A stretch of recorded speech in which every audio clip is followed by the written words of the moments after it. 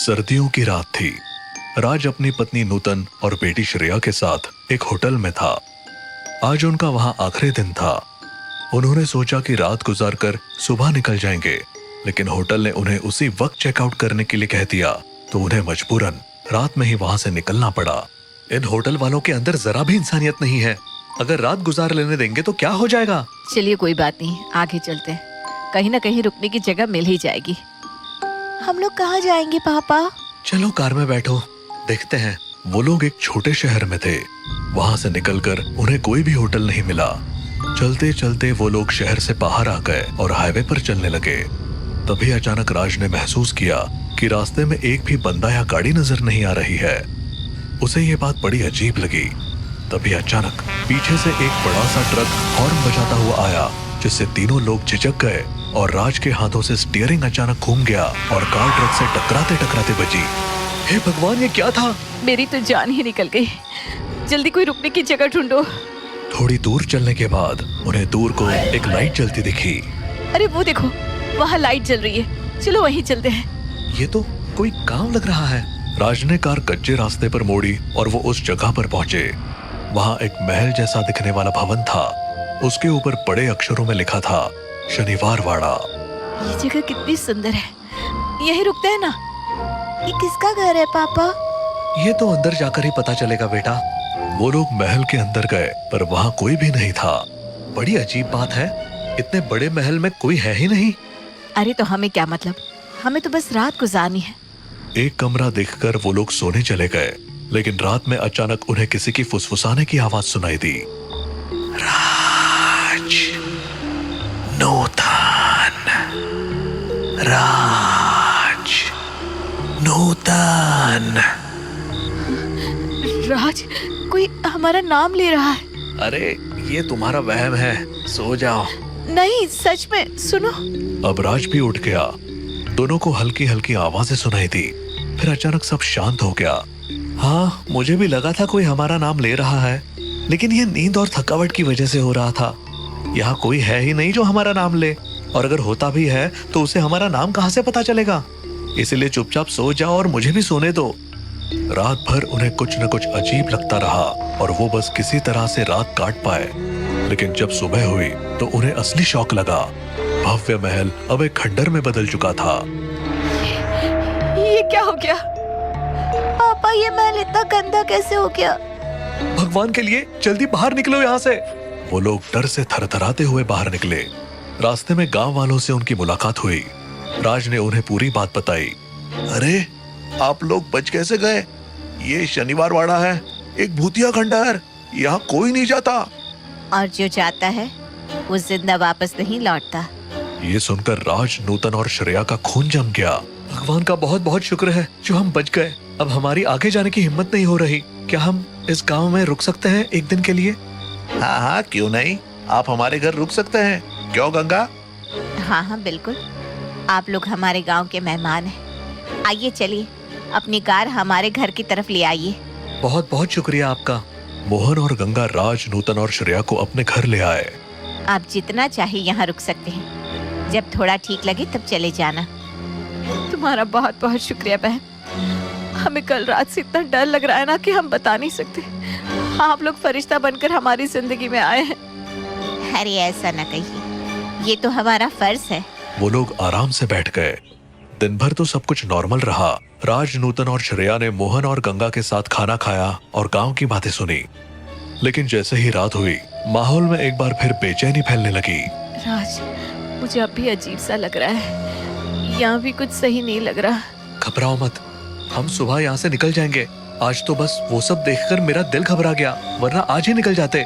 रात का सन्नाटा गहराता जा रहा था। सभी सो चुके थे, लेकिन तभी अचानक बाहर जोर से शोर मचने लगा।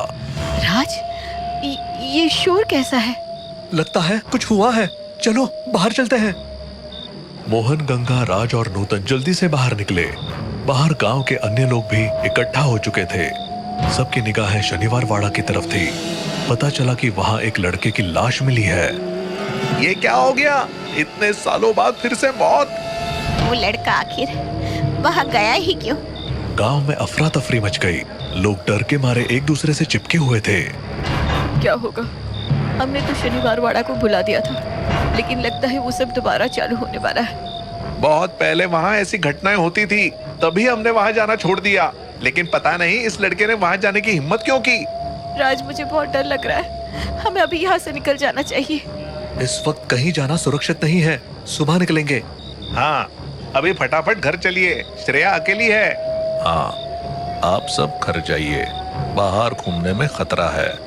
जो भी हो रहा है वो अच्छा संकेत नहीं है। सभी लोग धीरे धीरे अपने घर जाने लगे, लेकिन तभी गगन नाम का एक आदमी रोता हुआ आया। मेरा बच्चा कहाँ गया? वो अभी तक मेरे साथ था। गगन की बात सुनते ही सब चौकन्ने हो गए। लोग उसके बच्चे को ढूंढने के लिए इधर उधर भागने लगे। थोड़ी देर बाद बच्चे की लाश एक पेड़ से लटकी हुई मिली। ये किसने किया? मेरा बच्चा, मेरे बच्चे को क्यों मारा? हे भगवान, मेरा बच्चा। गगन जमीन पर बैठकर फूट फूट कर रोने लगा और सरपंच ने लोगों को एक जगह इकट्ठा होने को कहा। ये मामला बहुत बड़ा हो गया है, कुछ बहुत गलत हो रहा है। हमें समझना होगा कि ये सब क्यों हो रहा है। तभी गगन ने राज और नूतन की ओर इशारा किया। ये सब इन्हीं की वजह से हो रहा है। ये लोग शनिवार वाड़ा गए थे और उन्होंने वहाँ के भूतों को जगा दिया। अब वो फिर से सबको मारने आ गए हैं। गगन की बात सुनकर पूरा गांव राज और नूतन पर शक करने लगा। लोग फुसफुसाने लगे और फिर धीरे धीरे उनकी आवाजें तेज होने लगी। हाँ, गगन सही कह रहा है, यही लोग शनिवार वाड़ा गए थे। इन्हीं की वजह से भूत जाग गया है। इन्हें गांव से बाहर निकाल दो। इन्हें अभी यहाँ से भगाओ, वरना और लोग मरेंगे। राज और नूतन घबरा गए। नूतन की आंखों में आंसू भर आए और वो हाथ जोड़कर गिड़गिड़ाने लगी।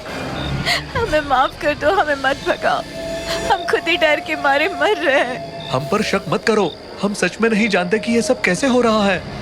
गांव वाले उनकी बात सुनने को तैयार नहीं थे। शोर और बढ़ने लगा। तभी गंगा ने बीच में आकर सभी को रोक लिया। रुक जाओ, क्या तुम सब पागल हो गए हो? ये लोग खुद डरे हुए हैं और तुम लोग इन्हें दोष दे रहे हो। लेकिन गंगा, ये लोग शनिवार वाड़ा गए थे।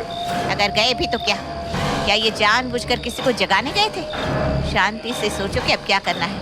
हमें किसी तांत्रिक को बुलाना चाहिए या कुछ और करना चाहिए। गंगा की बात सुनकर लोग शांत हो गए। तभी नूतन घबरा कर बोली। मेरी बच्ची, मेरी श्रेया घर में अकेली है, मैं उसे ले आती हूँ। नहीं, तुम हमारी आंखों के सामने से नहीं हटोगी। तुम यहीं रुको, मैं उसे लेकर आती हूँ। गंगा जल्दी से श्रेया को लाने घर चली गई। बाकी सभी लोग डर के मारे एक जगह बैठ गए। लेकिन थोड़ी ही देर में गंगा और श्रेया के चिल्लाने की आवाजें सुनाई दी। सब लोग आवाज की दिशा में भागे। वहां पहुंचकर उन्होंने देखा कि गंगा जमीन पर मरी पड़ी थी और श्रेया उसके पास लेटी रो रही थी। सबके चेहरे पर हैरानी और डर था। श्रेया, कौन था यहाँ? किसने ये सब किया? एक लंबा सा भूत था, उसने अचानक गंगा आंटी को पकड़ लिया। सभी इस घटना से हैरान थे, लेकिन तभी सरपंच की नजर गंगा के गले पर गई। उन्होंने देखा कि वहाँ छोटे छोटे हाथों के निशान थे। फिर उन्होंने श्रेया के हाथों पर खून देखा। ये निशान, ये तो श्रेया के हाथों के ही हैं। इसका मतलब है इसने ही गंगा को मारा है। आप क्या बकवास कर रहे हैं? मेरी बेटी ऐसा नहीं कर सकती। श्रेया बस एक बच्ची है। लेकिन सरपंच ने श्रेया को राज की गोद से खींच लिया। श्रेया जमीन पर गिर गई और अचानक एक डरावनी आवाज में हंसने लगी। मैंने इस बच्ची को काबू में कर लिया है, अब ये मेरी है। सभी डर के मारे पीछे हट गए। राज और नूतन रोते हुए श्रेया की ओर बढ़े। श्रेया, श्रेया!